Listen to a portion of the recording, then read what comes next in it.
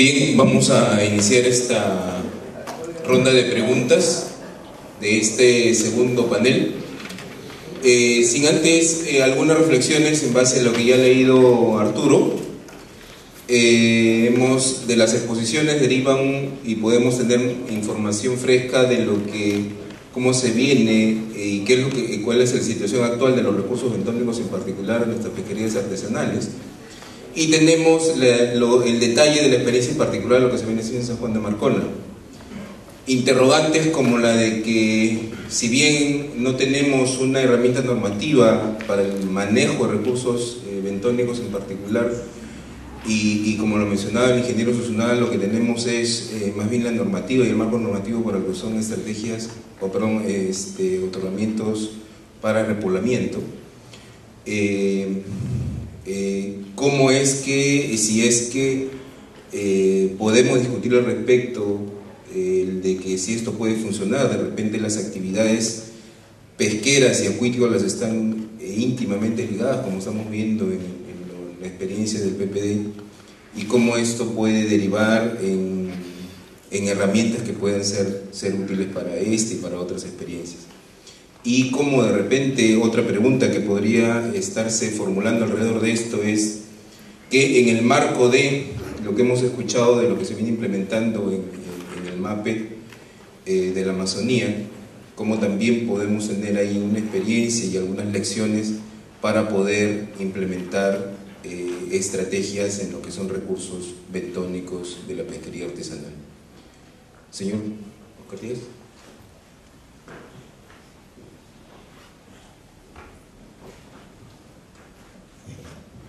Quizás más que una pregunta, que quería hacer una precisión respecto a la denominación de MAPE en la Amazonía.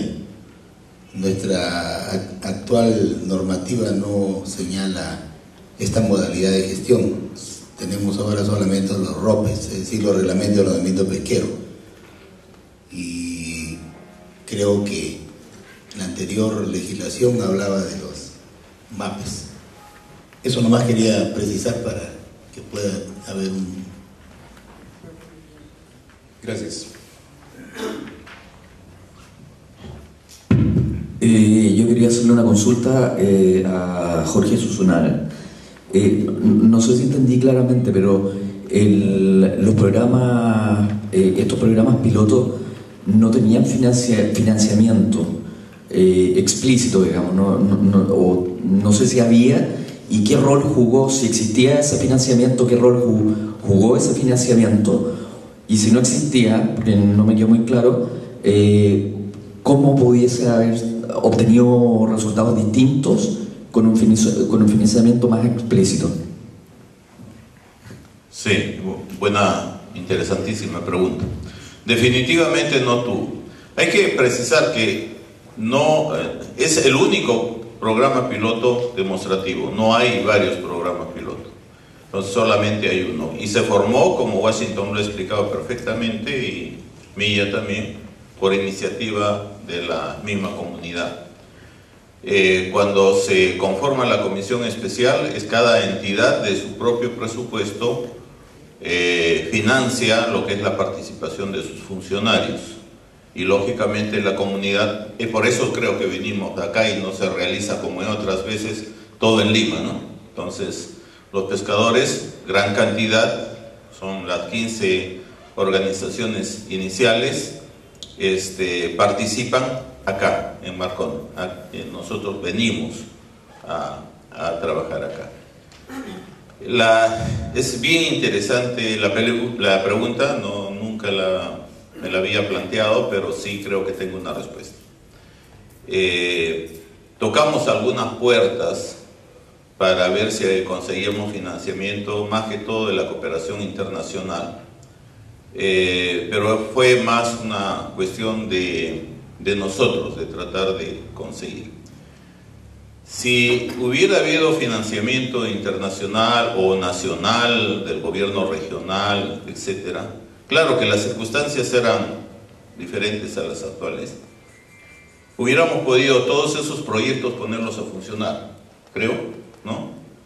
No hubiera sido esperar a que se den las condiciones para que los proyectos que eran parte del programa piloto funcionaran, ya hubieran estado trabajando. Entonces, eso hubiera significado que hoy día estuviéramos viendo mayores objetivos que los que hemos visto hoy día. Es algo mejor parece. Buenas tardes, Carmen Guerrero de Sede Pesca. Felicito a cada uno de los ponentes porque de cada uno creo que todos hemos aprendido algo nuevo y ha sido muy interesante escuchar las experiencias que se están trabajando también en el Perú. No nos estamos quedando atrás y eso es bueno. La pregunta es para Cristian. De acuerdo a la exposición, Cristian, el éxito de gestión de manejo de recursos dentro de un área natural protegida con un grupo de comunidades de personas, creo que se basa en la internalización de que las comunidades sientan que el ser parte de un ANP les está generando ciertos beneficios, ¿no es cierto?, a un mediano, largo plazo. Tú, desde la experiencia con ProNaturaleza que están trabajando, ¿has podido identificar que las comunidades están sintiendo esto? Sí, cuando se conversa con estos pescadores locales, incluso yo me inicié como una especie de consultor, viví con ellos 3 meses en campo para conocerlos. Ellos te dicen así abiertamente que casi la totalidad, antes de pertenecer a estas organizaciones, eran infractores. Estaban expuestos a mala noche, a pasar riesgos, incluso vida, porque tenían ser mordidos por las pirañas, por los lagartos. Entonces ellos dicen, prefieren ser miembros de un grupo porque les ha cambiado su vida, porque a pesar que se alejan de sus familias, vienen con alimento seguro para su casa, ¿no? Ellos, muchos de ellos no están 1 año, sino están llevando 10, 12 años en esta organización. A pesar que muchas veces ellos no perciben gran ingreso, pero yo creo que si no fuese así, no estarían ahí.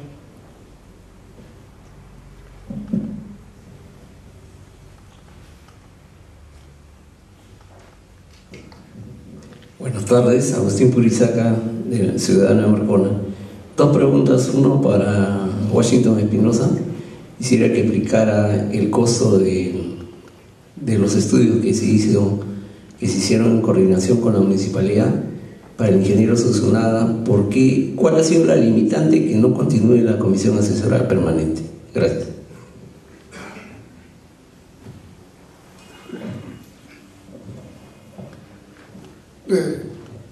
Con respecto a su pregunta, creo que la municipalidad en este caso ha sido la mayor parte que ha financiado, pasa casi de 700.000 soles en diferentes proyectos. Pero también la COSMAR, de sus propios ingresos, también ha financiado proyectos con el apoyo del expulsor del IMAR. Lo que aprendimos en este tiempo es que si el IMAR me ponía los científicos, pero nosotros podíamos poner la mano de obra, la logística que se necesitaba. Y así hemos logrado diversos estudios que hoy día se sustentan en nuestra pesquería.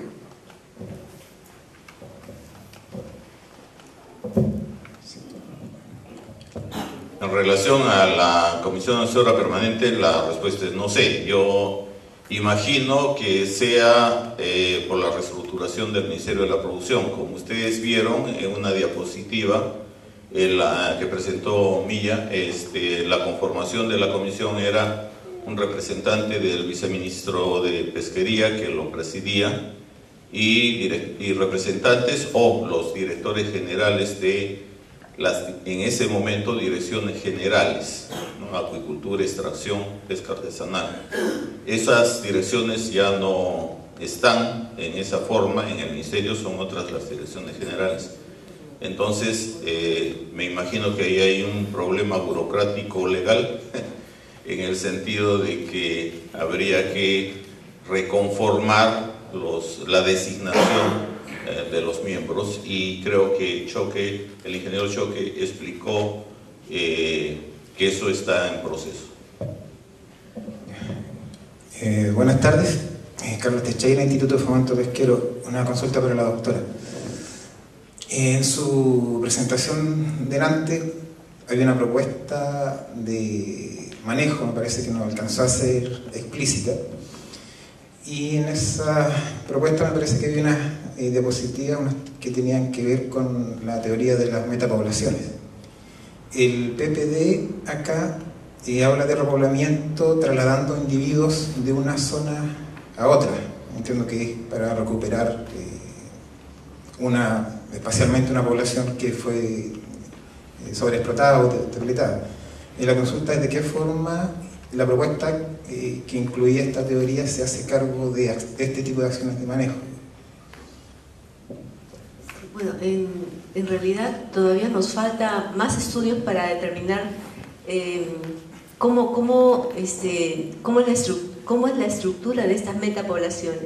Es decir, de acuerdo a los estudios que tenemos a la fecha, sabemos que hay una interconexión entre las poblaciones de concha de abanico, por ejemplo, ¿no? Que tenemos bastante información, y cómo entre los diferentes bancos evidenciamos que hay algunos que son, o sea, tienen la característica de ser donadores de semillas, y otras que son más bien receptoras o también donadoras en menor intensidad. Pero nos faltan mayores estudios porque son estudios muy puntuales, ¿no?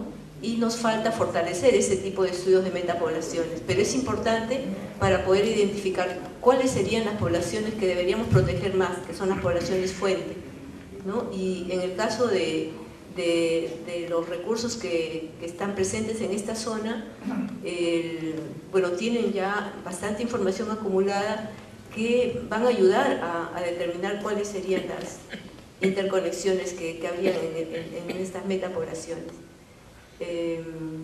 Nos falta también estudios tanto a nivel genético, ¿no? Como estudios de la deriva larval que puede haber entre una y otra población. Entonces es un reto todavía futuro que tenemos que ir avanzando en la medida de las posibilidades, ¿no? No sé si está suelta la preconsulta. Sí.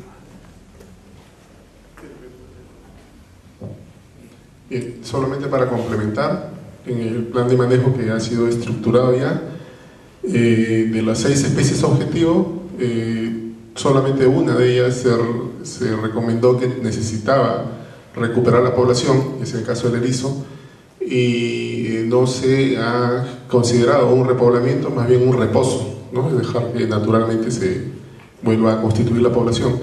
Y los otros 6 especies objetivo, el manejo correspondiente, estableciendo diversas estrategias.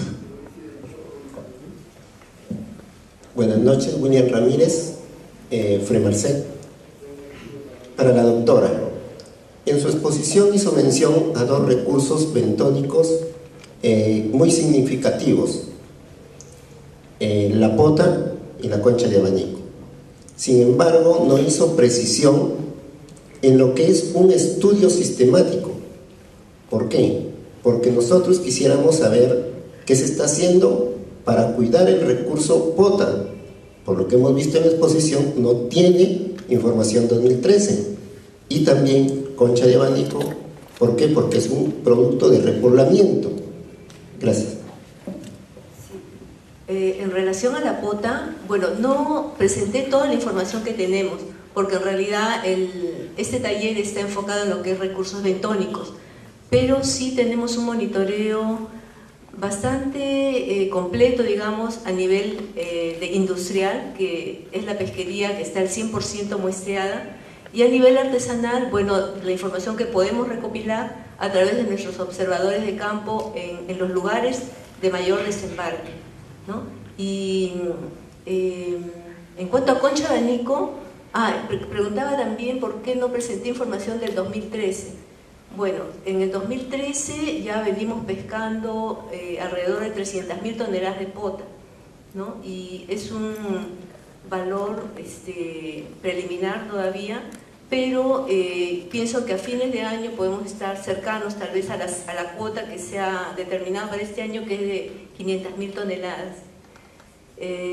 La pota es un recurso que se mueve mucho, es decir, en un momento puede estar frente a Paita y en otro momento se aleja, ¿no?, por las mismas condiciones ambientales. Y la limitante que se tiene a nivel artesanal es que las embarcaciones no tienen la suficiente autonomía para llegar muy lejos de la costa. Entonces, en los momentos en que la pota se aleja, bajan las capturas, ¿no? Y así como en un momento están lejos, después las condiciones se restablecen y vuelve a hacerse más accesible a la flota artesanal. El IMARPE en estos momentos está ejecutando un crucero de investigación de pota que debe culminar este fin de semana. Y este crucero nos va a dar información importante sobre cómo está el recurso fuera de las áreas donde opera la flota artesanal, ¿no? Porque actualmente nuestra visión del recurso es parcial. Estamos viendo a través de la flota lo que nos proporciona la flota artesanal, que es hasta las 50, 60 millas, eventualmente llega un poquito más, pero no vemos más allá, y la pota se distribuye pues hasta las 200, 300, 400 millas de la costa. Entonces el crucero nos va a dar información de qué pasa fuera de estas áreas, y también nos va a servir para hacer las proyecciones de pesca para el otro año. En cuanto a concha de abanico, bueno, presenté los desembarques hasta el 2012, ¿no? En este año tenemos altas capturas, no recuerdo la cifra, pero tenemos un mayor volumen de captura en la zona norte, específicamente en la Bahía Sechura, por las actividades de repoblamiento, ¿no?, que han favorecido el incremento de las capturas. En este caso, el mayor aporte es de esas áreas de repoblamiento, pero también mucha de la concha de abanico que está en Sechura proviene de la isla Lobos de Tierra, ¿no? Entonces, allí tal vez se podría optimizar el aprovechamiento de este recurso, tratando de que haya un autoabastecimiento de semillas, ¿no? Tenemos la suficiente cantidad de reproductores en la bahía que permitirían, mediante colectores, captar suficiente cantidad de semillas, y mediante esas semillas ya no habría necesidad de ir a otros bancos, ¿no? Pero yo pienso que poco a poco se va a ir corrigiendo eso en el tiempo, y tenemos la oportunidad de incrementar la producción y de mantener una zona semillera tan importante como es la isla Lobos de Tierra. Buenas tardes, Armando Jordán, de la Dirección Regional de Producción. Al ingeniero Susunaga. Como bien nos han narrado los hermanos chilenos, el Estado apoya las acciones de investigación y de desarrollo que hay en Chile. En ese sentido, y señalaron alrededor de que tenían como tres fondos por una serie de millones de pesos para promover e incentivar este tipo de acciones. Por acá, creo que esos buenos ejemplos debemos invitarlos. ¿Para qué? Para que las iniciativas como el proyecto piloto demostrativo no se quede solo. Está bien que sea un esfuerzo de los hermanos pescadores, pero el Estado también no debe dejarlo solo. Sugiero, 1, la ley de promoción de la acuicultura debe optimizarse. ¿Para qué? Para que haya inversionistas privados que, por ejemplo, por la ley de obras por impuesto, inviertan en el sector para que haga este tipo de labores, de apoyar en los negocios que crea conveniente para el desarrollo de lo que es acuicultura y este tipo de proyectos. 2, los gobiernos regionales generalmente en los últimos 5 años han estado devolviendo plata. El año pasado fue alrededor de 100 millones, y porque no se tiene un perfil de proyecto para poder apoyar este tipo de acciones, no se ejecuta. Entonces, sería necesario de que ahora que se está reestructurando la comisión permanente, una de las funciones sea la elaboración de los perfiles del proyecto, a efecto de tener el presupuesto respectivo y ayudar a estas iniciativas. Así que me parece oportuno, ¿no?, tocar este tema a efecto de que el Estado también sea un ente ejecutor de estas acciones de investigación y desarrollo de la actividad pesquera. Sí, bueno, interesante, acá hay varios funcionarios del Ministerio de la Producción, así que me imagino que habrán escuchado las excelentes iniciativas que podría haber. Más aún, entiendo, este año, si no me equivoco, está finalizando la parte de, no te la palabra, de lo de promoción, ¿no? Ley de promoción de la acuicultura. Este año terminan los incentivos de promoción, queda la ley de acuicultura, así que va a haber que redactar nuevamente esa parte. Así que a ustedes, inclusive el que he hecho la pregunta, les toca introducir esos conceptos en la nueva o en la ley de acuicultura que se reforma. Además, quiero hacer una presión aparte de eso. Yo creo que si hemos entendido bien la situación en Chile como en Perú respecto al financiamiento de las actividades del Instituto de Investigación son similares.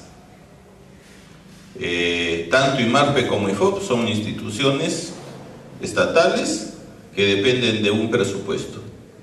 Ese presupuesto mayormente proviene para gastos ordinarios, para mantenimiento. En el caso de Perú, incluye la realización de los principales cruceros, o sea, ¿no?, y que son costosísimos, ¿no? Sabemos nosotros cuánto cuesta. Entonces, actividades adicionales normalmente son financiadas con recursos tanto de los gobiernos regionales como locales, porque los gobiernos en el Perú, porque los gobiernos regionales y locales están recibiendo parte del canon pesquero, por lo tanto tienen algunos fondos que pueden destinar para apoyar en sus localidades estos programas de investigación, ¿no? Entonces, esa es responsabilidad de todos. Y eso está dentro de la ley de regionalización. Así que es parte del proceso, ¿no? Yo he escuchado también a los amigos chilenos a los pescadores, representantes de los pescadores, que también ellos tienen una responsabilidad y la aceptan tranquilos respecto a que contribuyen o financian en muchos casos las actividades de investigación, ¿no? Entonces hay una gama de cosas que hacer. Hay los nuevos dispositivos legales que hay que implementar, que hay que mejorar. Hay la participación del gobierno central, pero más que todo de los gobiernos locales y regionales. Hay la participación a nivel individual. Y una cosa más, dijiste privados. El privado hay que sensibilizarlo. Al privado no se le puede obligar a que financie una actividad. Hay que sensibilizarlo y yo creo que en gran parte lo hacen también, ¿no? Entonces, es, como se dijo, es compromiso de todos que apoyemos esto. Ingeniera, una pregunta para usted, que habla Pablo Galán Samillán, de la Asociación de Maricultores San José Patriarca, Distrito San José. ¿Cree usted que como funcionaria de IMARPE que se puede, en el área marítima de Lobo de Tierra, poner captadores para así obtener semilla? Porque en la Lambayeque, que usted sabe, está el ingeniero Jorge Susnada, los lambayecanos estamos luchando, bueno, que lucha, como dijo el amigo René de Chile. Soy loco con Chevanico en la ciudad de Lambayeque. 7 años y 8 años que seguimos respetando la veda. No voy a entrar en detalles para no chocar con el amigo piurano, pero queremos nosotros poner captadores para así llevar a esa gran zona que se está perdiendo de trabajar, que es Chirrepe, que tenemos 7.888 hectáreas que no podemos trabajar. ¿Por qué? Porque todavía no se delimita o se zonifica la zona que se hace maricultura en la isla de Tierra. Se puede poner captadores y así, por lo menos, llevar la semilla para HRP. Sí, me parece que ya hay un estudio de IMARPE donde establecen cuáles serían las zonas donde se podrían colocar captadores, y sería ideal porque la isla Lobos de Tierra es un semillero natural.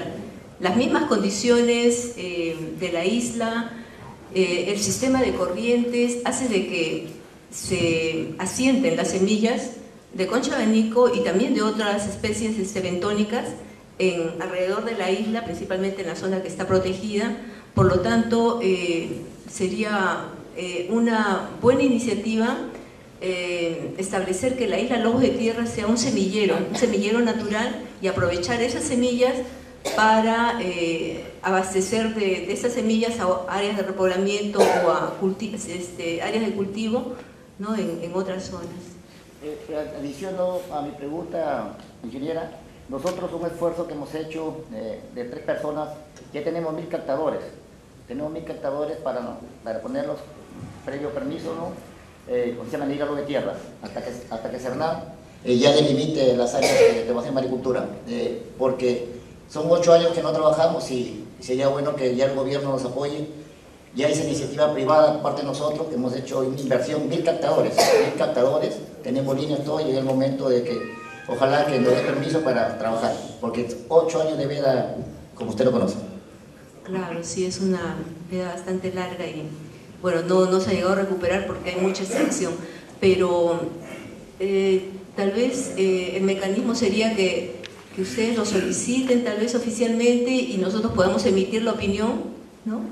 Y el ministerio, pues, que es el ente encargado de dar la normatividad, tal vez lo puede hacer, ¿no? Habría que establecer, de acuerdo al mecanismo. Ante la ministra le hemos hecho, la última reunión que tuvimos, hemos hecho ya ese pedido, Y más bien, cuando le pedimos que nos financie el proyecto de línea de base en HRP, no tenían 53.000 soles. Ok, bueno, sería cuestión de conversarlo quizá con los entes respectivos, ¿no? A ver, tenemos ya el tiempo, vamos a definir las últimas presentaciones, igual como hicimos en el panel anterior, vamos a hacer las últimas intervenciones seguidas, y por favor se les ruega a los expositores tomar nota de las presentaciones, de las interrogantes que van a ser consecutivas. Muy buenas tardes, señores.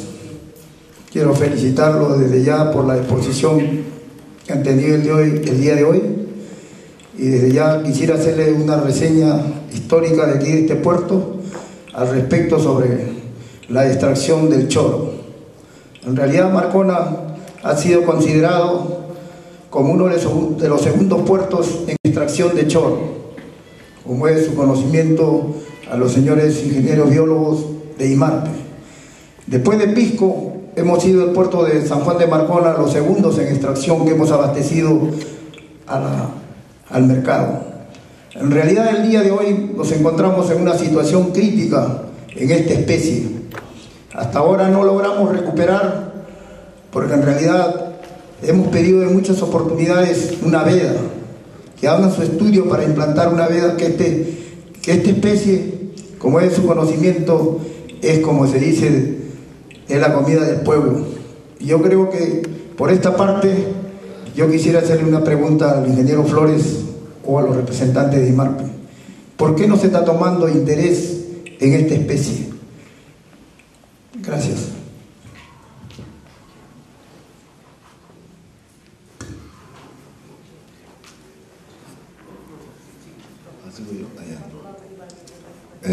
Buenas tardes, Oscar García del Cernam. En una pregunta a la doctora Carmen. Recientemente, como es de conocimiento, se ha establecido una reserva nacional que es el sistema de islas Islotes y Puntas Guaneras. Dentro de las labores de recolección de información y análisis, sale a mención lo que hace un momento se estaban comentando en la sala, que es el tema de la problemática de lobos de tierra. Como es de conocimiento también, la isla Lobo de Tierra es el banco natural más importante pues, de nuestras costas. Sin embargo, su manejo es complejo debido a que actualmente ese banco natural está en una situación de veda, y también se ha mencionado de que hay un vínculo directo, entre comillas, ilegal, de abastecimiento de estas conchas de este banco hacia la bahía de Sechura. Se habla de una propuesta de manejo, como usted bien lo mencionó, sin embargo, eso no es posible si no se modifica la norma. Entonces la pregunta sería, de acuerdo a su información actual, la situación actual de ese banco natural, ¿permite levantar la veda?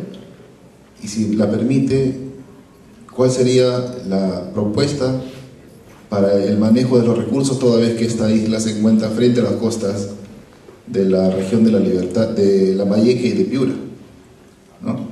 Esa sería la pregunta.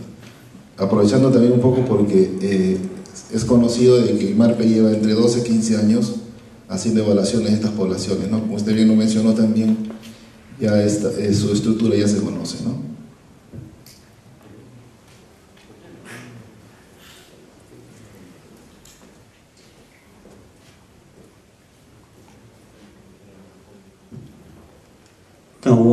Buenas tardes, profesional y los panelistas. Yo una pregunta, doña Flores.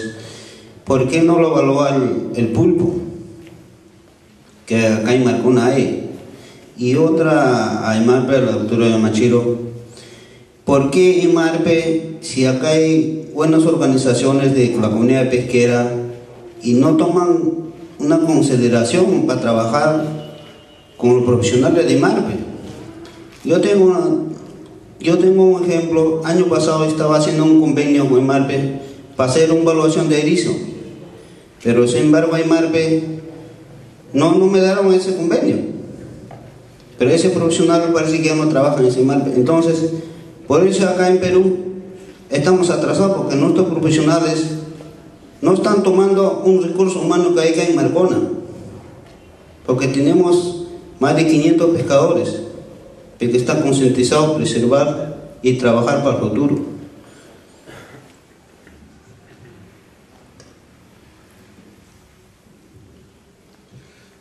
Óscar Avilés, de Chile. Una consulta a nuestro compañero pescador. ¿Qué va a pasar una vez que termine el programa piloto demostrativo? La segunda pregunta, ¿existe el interés del Estado del Perú masificar esta actividad? Me refiero a la actividad de manejo. Y también para las organizaciones, es que para los dirigentes, ¿hay alguna alternativa, posibilidad o la fuerza de las organizaciones para proponer cambios a la normativa o a la ley? Son tres preguntas que me gustaría. Desconozco un poco cómo se maneja el país, pues por eso estoy haciendo esta consulta.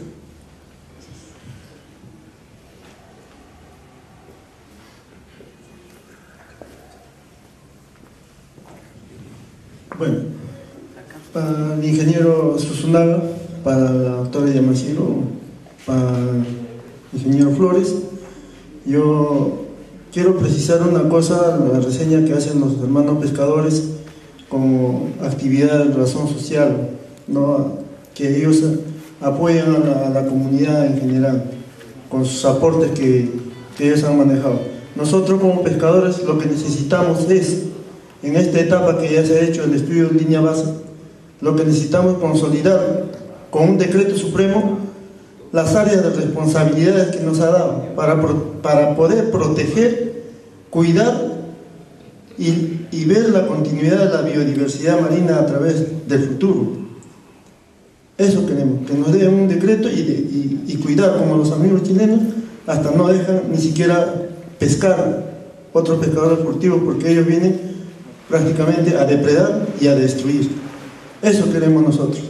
Y eso sería la otra etapa, lo que dice el compañero pescador, de que si el programa piloto ya termine su etapa, queremos que nos consolide con un decreto supremo las áreas de responsabilidad que nos ha dejado. Buenas tardes. Felicitaciones a todos los panelistas. Gabriel Jerez, de la Subsecretaría de Pesca de Chile. Tengo un par de consultas que son, yo diría, bien específicas en el interés de los planes de manejo, de este plan, de este PPD, digamos, que usted menciona, dirigida probablemente a don Daniel Flores. ¿Cómo se eligen a los representantes de la comisión, o el ingeniero Susunaga, de la comisión del PPD? O sea, ¿qué proceso se sigue para elegir a esos representantes de las organizaciones en la comisión, digamos, del PPD? Y también vi que hubo una figura que mostraba una distribución de las organizaciones en el sector de Marcona, si no me equivoco, que cada organización con una responsabilidad territorial en ese espacio, digamos. ¿Y qué hacen las organizaciones con ese lugar? ¿Cómo las cuidan? ¿Qué ocurre ahí? Si un pescador de una organización puede ir a explotar un recurso en la zona de otra organización, no sé si son espacios dirigidos a cada organización, digamos. Y la última, de los acuerdos que toma la comisión, probables acuerdos que toma la comisión de manejo, las decisiones de manejo que se toman, ¿cómo bajan esos resultados y esas decisiones al pescador que trabaja directamente en terreno? ¿Cómo se informa ese pescador? ¿Le informa a la comisión? ¿Le informan los representantes pescadores en la comisión a ese pescador? ¿Y qué mecanismos tienen? ¿Folletos, etcétera? Esa es la consulta. Bien, el panel entonces para poder atender las interrogantes.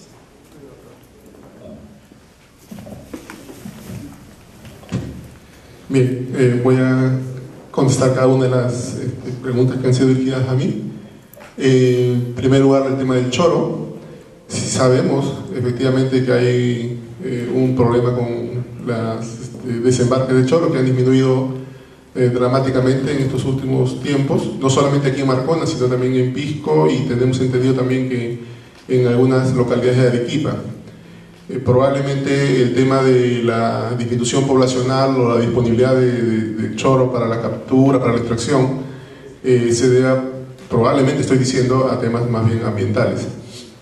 Pero la pregunta iba dirigida a qué es lo que hace IMARPE, por qué nos interesa por la problemática del choro. Le pongo ahora a conocimiento de que una vez que se recibió de manera oficial la preocupación por el tema del choro, el IMARPE Pisco y el IMARPE Callao tomaron todas las diligencias, comunicaron a Produce, hubo una elaboración de una propuesta de estudio. Obviamente se consiguió un financiamiento para la ejecución del estudio, pero esto tomó su tiempo, lo que en el Estado está considerado. Se hizo el estudio, se hizo el informe respectivo y este ha sido elevado al Ministerio también. A lo mejor la doctora Carmen Yamashiro puede dar algunas otras precisiones. Entonces el IMARPE sí está en ese sentido, digamos, monitoreando permanentemente a través del observador y el seguimiento de pesquerías los recursos, ¿no? Los recursos de importancia comercial. Para responder el tema que va paralelo a eso, el tema del pulpo, que mencionó el amigo pescador. En el tema del pulpo, que indica no se hacen estudios, recuerden que en el estudio de línea base, ¿no? Luego del estudio de línea base se hizo un plan de manejo, y en ese plan de manejo se priorizó como una de las especies objetivos el pulpo, ¿no? De las 6 especies, una es el pulpo, y a través de los talleres participativos con ustedes, con la COPMAR, se establecieron las estrategias de manejo para el pulpo. Se entiende que una vez que se autorice la implementación del plan de manejo, es allí donde se debe recoger información de todos los recursos de las especies objetivo para poder, digamos, hacer un manejo adaptativo y seguir ajustando las medidas de manejo para que esto se tienda a la sostenibilidad. Una cosa que debo precisar respecto al pulpo y a la lapa, a la chanque, al erizo, es que este recurso principalmente es extraído por orilla y por lo tanto no aparece en los desembarques, pero sí es extraído. En este caso sí hay que reconocer una limitante en lo que se refiere a poder obtener información. Tenemos un profesional del IMARPE aquí de manera permanente en San Juan de Marcona que está registrando información en el desembarcadero. Sin embargo, es imposible que pueda cubrir y tomar y registrar información de los 60 kilómetros que tiene el litoral de Marcona. Por lo tanto, entonces su función es básicamente la zona del desembarcadero. En el plan de manejo también especifica que una vez que se implemente, debería ser desde antes ya, que se registre toda la información de colecta y también de extracción de los recursos de las especies objetivo, no solamente las que se desembarcan, o sea, se capturan mediante buceo, sino también las que se extraen por orilla. Entonces eso va a permitir mejorar el tema de la información. Y esa es casi la misma respuesta respecto a lo que estás mencionando del erizo, ¿no? Porque están de la mano. No sé si hubiera alguna otra pregunta. También indicó aquí, hizo alusión a ver el tema de cómo se eligen los representantes, pero digamos que eso sí, yo no, al respecto de eso no podía. Creo que el ingeniero Susunaga puede responder eso. Sí, antes de pasarle el micro al ingeniero Susunaga, en relación a la pregunta de Óscar García de Cernam sobre la situación de concha de abanico en la isla Lobos de Tierra y la posibilidad de levantar la veda, le quisiera trasladar la pregunta al jefe del laboratorio de IMARPE en Santa Rosa, porque ellos hacen las evaluaciones de concha de abanico y están mucho más informados que yo respecto al tema.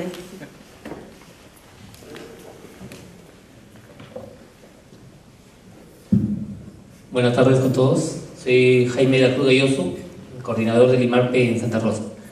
Bueno, al respecto, el Laboratorio de Santa Rosa del IMARPE viene evaluando recursos desde el año 95. El año pasado, en la última evaluación de diciembre, encontramos una biomasa de 13.000 toneladas, de las cuales más del 80% se encontraban eran juveniles, por debajo de la talla mínima de extracción. Entonces, la recomendación que justamente coordinamos con la Dirección General de Recursos Invertebrados, de la sede central, dimos dos recomendaciones. La primera era mantener la veda, porque en realidad la mayoría de recursos se encontraba era juvenil. Y la segunda era extraer 1.200 toneladas, las cuales quedaron a consideración del Ministerio de la Producción.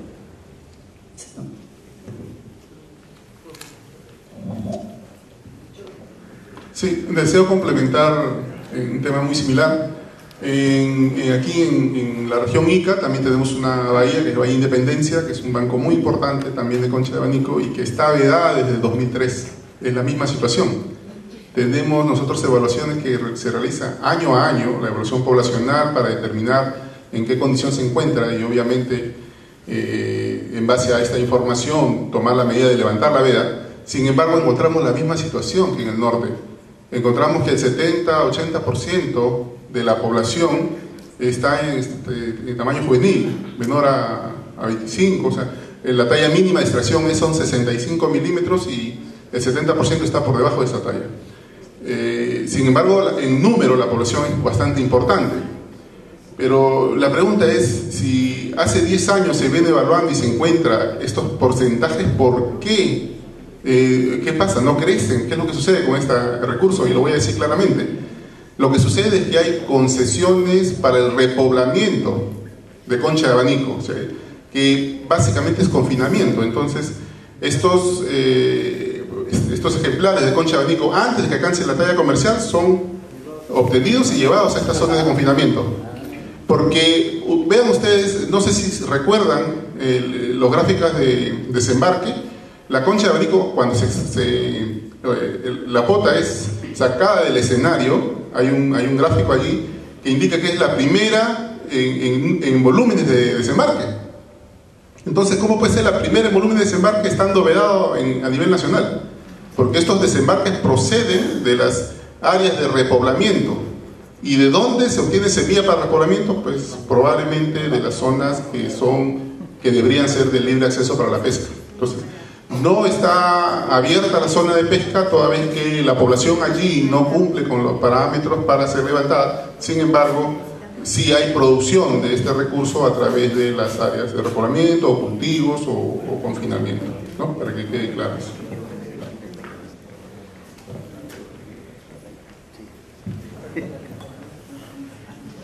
Ya, creo que voy a ver 3 puntos. Había algo de los representantes, cómo se eligen los representantes. Podríamos hablar de las dos partes. De parte de las asociaciones de los pescadores. Los representantes son sus representantes elegidos bajo los procesos que ellos tienen establecidos, y hay un seguimiento también de lo que era la dirección de pesca artesanal, que lleva el registro de los representantes que son elegidos por cada una de las comunidades pesqueras, si no me equivoco, ¿no? ¿Sí? Lo mismo de la COSMAR, que también tiene que elegir sus representantes democráticamente. En el caso de los funcionarios, son los directores que son cabeza de cada una de las direcciones. Por eso mencioné que eran los representantes de las direcciones. Al haber cambiado las direcciones, lógicamente tiene que haber una reforma, un cambio en el dispositivo legal que indica quiénes son los funcionarios que tienen a su cargo la representación. Sí, eso es el caso de los representantes.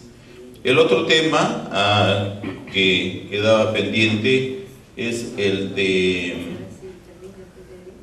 ¿qué pasa si termina el PPD? El PPD va a terminar, yo creo, cuando ustedes quieran que termine, ¿no? No tiene en sus dispositivos legales, no hay una fecha de finalización, por lo tanto, y como vemos, todavía no se han alcanzado los objetivos, así que todavía podría seguir trabajando, solo que haya un cambio en la voluntad política, que no creo que lo haya, porque es algo que, como se ha indicado acá, es y surge de los pescadores, ¿no? De las asociaciones.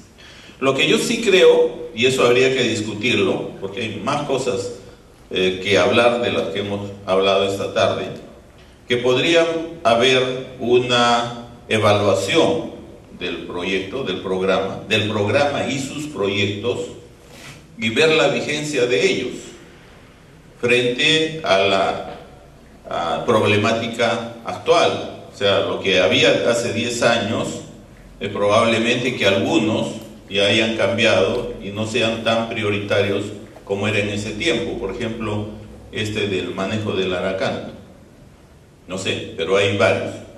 Sería interesante conversarlos, discutir, de repente añadir unos proyectos adicionales, pero eso queda en la voluntad de ustedes.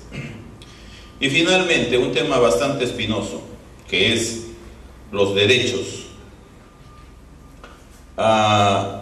Se señaló que debería haber una determinación territorial. Eso, bajo la normativa actual, no es posible. No es posible una demarcación territorial y tener derechos plenos sobre una área. Lo más cercano que en nuestra legislación tenemos, y que es aparentemente muy semejante a las áreas de manejo de Chile, es las áreas de repoblamiento, en la cual los derechos van sobre las especies repobladas, ¿no? Entonces, que da origen también a la famosa frase, ¿no? Si yo cuido, extendiéramos, si yo siembro, yo puedo aprovechar esos recursos, ¿no? Ahora, eso implica un procedimiento acá. Ese procedimiento parte desde que creo que ya se logró, y que era un problema cuando yo estuve a cargo de la Comisión Asesora Permanente, que era que todas las 16 organizaciones estuvieran formalizadas.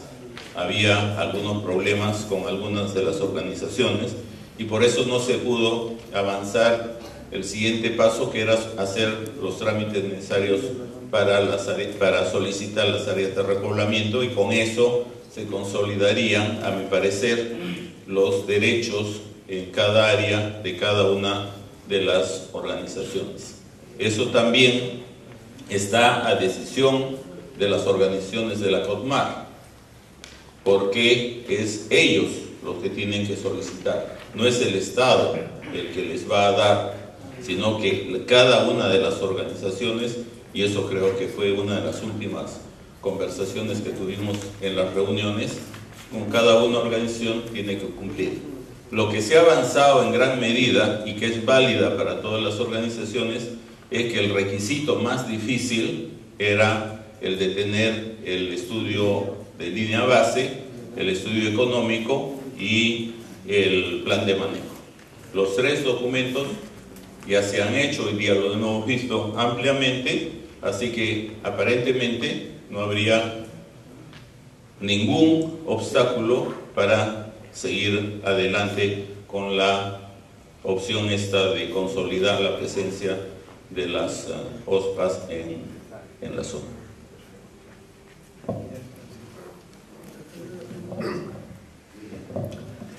Con respecto a la pregunta qué va a pasar cuando termine el programa piloto, como dice ingeniero Zúñiga, no va a terminar. Como comunidad lo que vamos a hacer es una evaluación de los avances. Y queremos contarle esto porque antes cuando escuchamos a la compañera de Chile, que en Chile se había instalado una actividad portuaria, ¿no?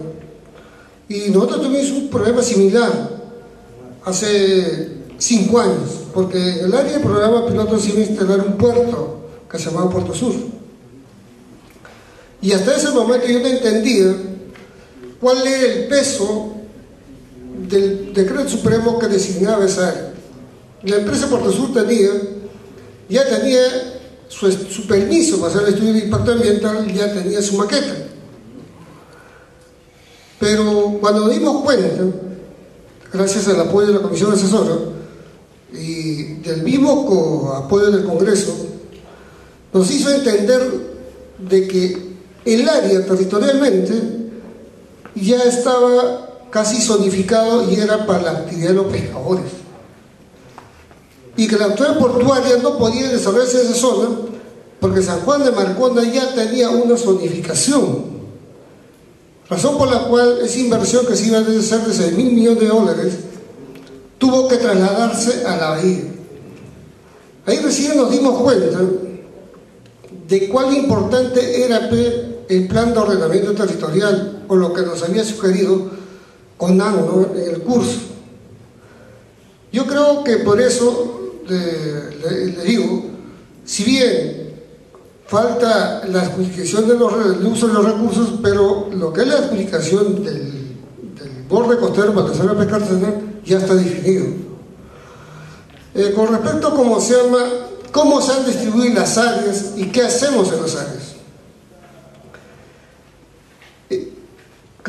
Una vez, gracias al apoyo de INMAR y de ese tiempo del viceministro Alfonso Miranda, nos dijo qué recursos nos pueden sacar de la pobreza. Era simple, ¿no? Porque no había erizo, no había lapas, no había nada, ¿no? Y trabajamos con la comisión asesora y se extrajo la primera evaluación de las algas pardas en Marcona. Y ahí entendimos que estábamos sentados encima de un banco de oro y a las finales no lo estamos explotando. Se hizo una evaluación, se hizo las recomendaciones, nos demoramos buscando mercado porque nadie creía lo que había. Pero había un problema. Teníamos, de las 4 especies de algas pardas, teníamos 2 que predominaban. Y la Macrocystis, que ahora ya es una sola, nosotros aprendimos que si la cegamos, nos quedamos sin trabajo, porque la resolución ministerial del Perú te permite cegarla. Pero los embarcados querían cegarlo y los pulmoneros decían no hay que cegarlo. Era la bronca del millón, ¿no? Y hubo marchas, protestas, hubo enfrentamientos entre nosotros mismos. Y pensamos, si nosotros lo cegamos, esta especie, en 3 meses no tenemos algas. Pero para eso, ¿qué habíamos hecho? Todos los dirigentes viajamos a otros puertos que estaban cegando y cómo se estaba modificando la estructura del ALBA. Y es que gracias a eso, a esa experiencia, están los amigos del IMARPE que también hicieron un curso sobre aprovechamiento de aves, y también en ese tiempo discutimos, ¿no? Porque es normal. Pero nuestra propuesta de la colecta pasiva era: mira, compañero embarcado, para que tú sabes que cuando hemos hecho el diagnóstico, en Marcona solamente en invierno salimos 10 días a la mar. Los 20 días estamos en la casa porque aquí hay un ventarrón como no se imagina, no se puede trabajar. Entonces, en esos 20 días, en vez de estar peleando y poniendo en peligro nuestra vida, mejor, tanto embarcado y no embarcado, va a tener una zona de aprovechamiento de estar en la ribera. Y hoy en día y mañana van a ver que tanto el embarcado y no embarcado, a ese acuerdo que llegaron, ambos tienen esa área. Aparte, ¿qué hacemos, no? Como pescadores? Primero, cuidamos que nadie nos cierre, y dos, también hacemos las limpiezas, ¿no?, de las playas, y así las tenemos limpias, las playas del local de contaminación. Y sería importante, y por eso yo les pido a todos los visitantes que el día de mañana van a tener la oportunidad, las sanciones de pescadores, los presidentes les van a guiar en número de 3. Entonces, cosas ahí vamos a tener la oportunidad de intercambiar nuestras experiencias y las experiencias de ustedes en el campo, ¿no?, que es mucho mejor.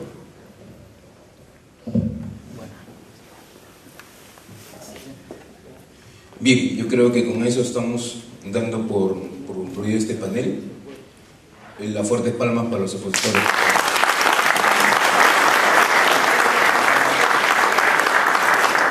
Bien, mañana entonces para la actividad de campo nos estamos reuniendo acá a las 8 de la mañana. Puntualidad, por favor. Gracias.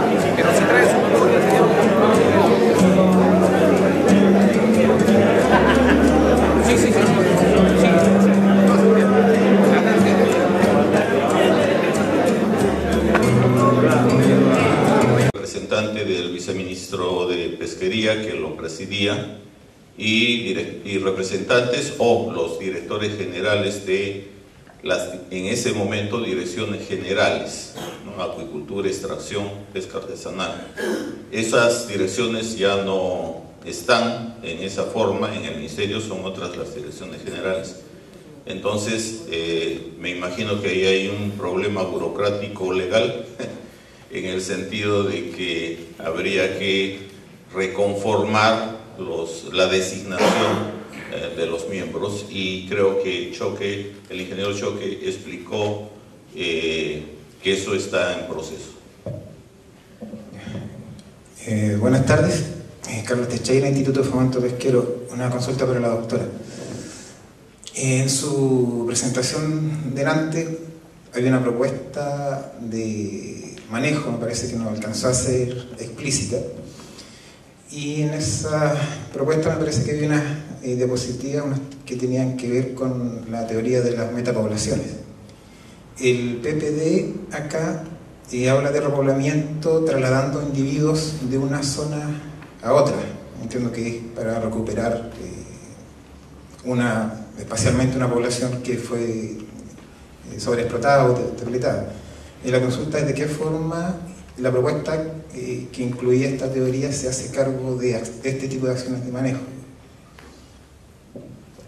Bueno, en realidad todavía nos falta más estudios para determinar cómo es la estructura de estas metapoblaciones. Es decir, de acuerdo a los estudios que tenemos a la fecha, sabemos que hay una interconexión entre las poblaciones de Concha de Abanico, por ejemplo, ¿no? Que tenemos bastante información, y cómo entre los diferentes bancos evidenciamos que hay algunos que son, o sea, tienen la característica de ser donadores de semillas y otras que son más bien receptoras o también donadoras en menor intensidad. Financiamiento internacional o nacional del gobierno regional, etcétera. Claro que las circunstancias eran diferentes a las actuales. Hubiéramos podido todos esos proyectos ponerlos a funcionar, creo, ¿no? No hubiera sido esperar a que se den las condiciones para que los proyectos que eran parte del programa piloto funcionaran. Ya hubieran estado trabajando. Entonces, eso hubiera significado que hoy día estuviéramos viendo mayores objetivos que los que hemos visto hoy día. Es algo mejor para eso. Buenas tardes, Carmen Guerrero de CDPesca. Felicito a cada uno de los ponentes porque de cada uno creo que todos hemos aprendido algo nuevo. Ha sido muy interesante escuchar las experiencias que se están trabajando también en el Perú. No nos estamos quedando atrás y eso es bueno. La pregunta es para Cristian. De acuerdo a la exposición, Cristian, el éxito de gestión de manejo de recursos dentro de un área natural protegida con un grupo de comunidades de personas, creo que se basa en la internalización de que las comunidades sientan que el ser parte de un ANP les está generando ciertos beneficios, ¿no es cierto?, a un mediano, largo plazo. Tú, desde la experiencia con Pronaturaleza que están trabajando, ¿has podido identificar que las comunidades están sintiendo esto? Sí, cuando se conversa con estos pescadores locales, incluso yo me inicié como una especie de consultor, viví con ellos 3 meses en campo para conocerlos. Ellos te dicen así abiertamente que casi la totalidad, antes de pertenecer a estas organizaciones, eran infractores. Estaban expuestos a mala noche, a pasar riesgos, incluso vida, porque tenían ser mordidos. Bien, vamos a iniciar esta ronda de preguntas de este segundo panel. Sin antes algunas reflexiones en base a lo que ya ha leído Arturo. De las exposiciones derivan y podemos tener información fresca de lo que, cómo se viene y qué es cuál es la situación actual de los recursos bentónicos, en particular en nuestras pesquerías artesanales. Y tenemos el detalle de la experiencia en particular de lo que se viene haciendo en San Juan de Marcona. Interrogantes como la de que, si bien no tenemos una herramienta normativa para el manejo de recursos bentónicos en particular, y como lo mencionaba el ingeniero Susunaga, lo que tenemos es más bien la normativa y el marco normativo para lo que son estrategias, otorgamientos para repoblamiento. ¿Cómo es que, si es que podemos discutir al respecto de que si esto puede funcionar? De repente las actividades pesqueras y acuícolas están íntimamente ligadas, como estamos viendo en la experiencia del PPD, y cómo esto puede derivar en herramientas que puedan ser útiles para y para otras experiencias. y como de repente otra pregunta que podría estarse formulando alrededor de esto es que en el marco de lo que hemos escuchado de lo que se viene implementando en el MAPE de la Amazonía, cómo también podemos tener ahí una experiencia y algunas lecciones para poder implementar estrategias en lo que son recursos bentónicos de la pesquería artesanal. Señor Oscar Díaz.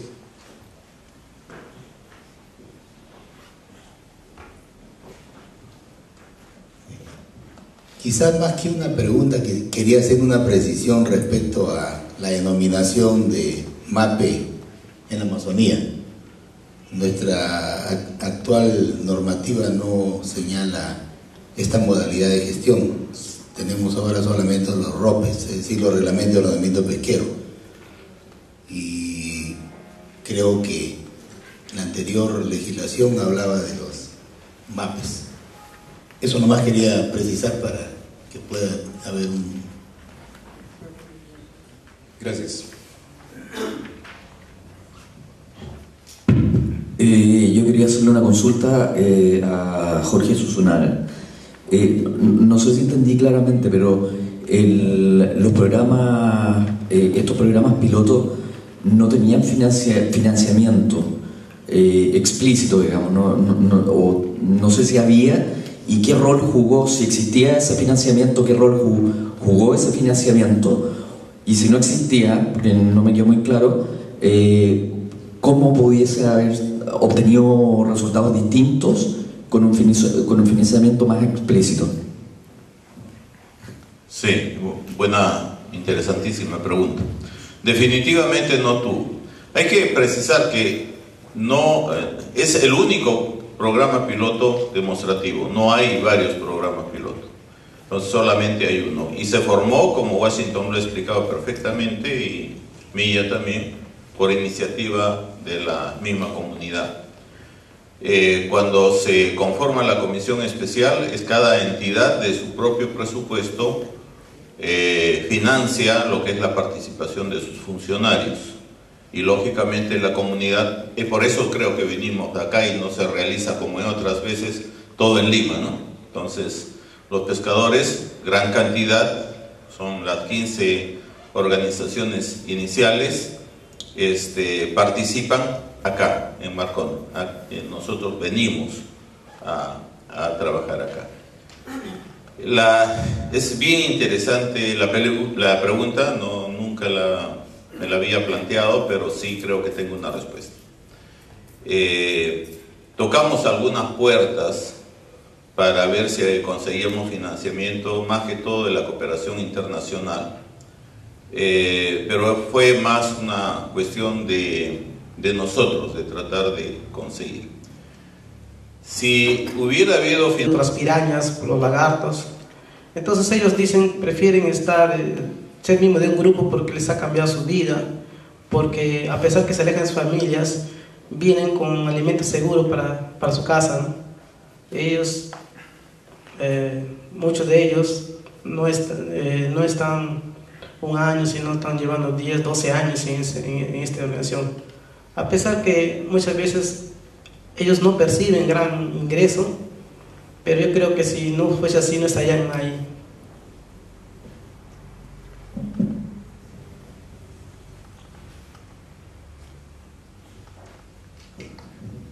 Buenas tardes, Agustín Purizaca, de Ciudadano de Marcona. Dos preguntas, uno para Washington Espinosa. Quisiera que explicara el costo de los estudios que se hicieron en coordinación con la municipalidad para el ingeniero Susunaga. ¿Cuál ha sido la limitante que no continúe la comisión asesora permanente? Gracias.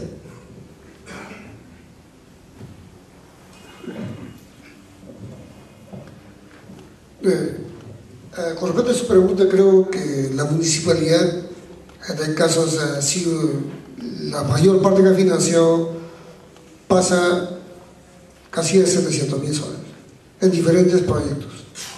Pero también la Comar, de sus propios ingresos, también ha financiado proyectos con el apoyo de la exposición animal.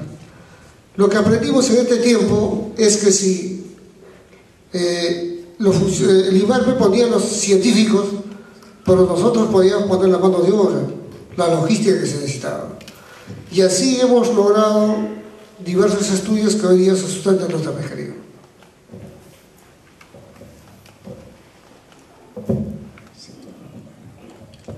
En relación a la Comisión Asesora Permanente, la respuesta es no sé. Yo imagino que sea por la reestructuración del Ministerio de la Producción. Como ustedes vieron en una diapositiva que presentó Milla, la conformación de la comisión era